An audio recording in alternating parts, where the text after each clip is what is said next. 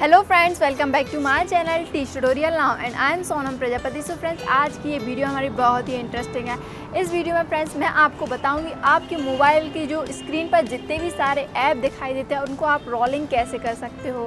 मतलब कि आप जब अपने मोबाइल को हिलाओगे तो वो सारे ऐप्स इधर उधर हिलेंगे, बिल्कुल आपके मोबाइल के डायरेक्शन में।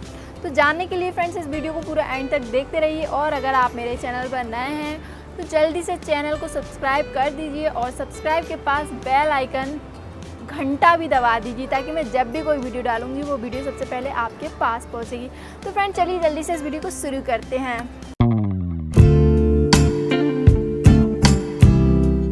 सबसे पहले फ्रेंड्स आपको ना अपने मोबाइल में यह ऐप इंस्टॉल कर लेना है। इसका नाम है रोलिंग आइकन। इसके बाद इंस्टॉल करने के बाद फ्रेंड्स चलिए मैं इस ऐप को ओपन करती हूँ। ओपन करने के बाद फ्रेंड्स आपको कुछ ऐसा दिखाई देगा। यहाँ पर आप फ़ोटो आइकॉन, अपने फ़ोटो से भी आइकॉन क्रिएट कर सकते हैं। फ़िलहाल हम स्टार्ट के बटन पर क्लिक करते हैं और स्टार्ट के बटन पर क्लिक करने से यह ऑटोमेटिक हो जाएगा।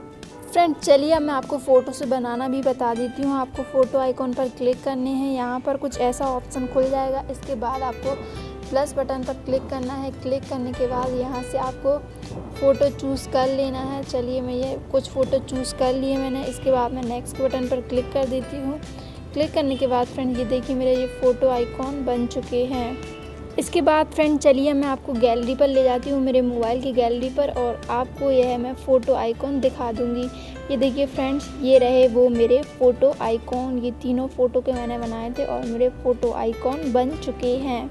तो फ्रेंड्स मैं आशा करती हूँ आपको वीडियो पूरी तरह से समझ में आ गई होगी। अगर वीडियो अच्छी लगी तो इस वीडियो को एक लाइक कर दीजिए। अगर आप मेरे चैनल पर नए हैं तो चैनल को सब्सक्राइब भी कर दीजिए। तो फ्रेंड चलिए फिर मिलते हैं अगली वीडियो में, एंड तब तक के लिए बाय बाय, टेक केयर।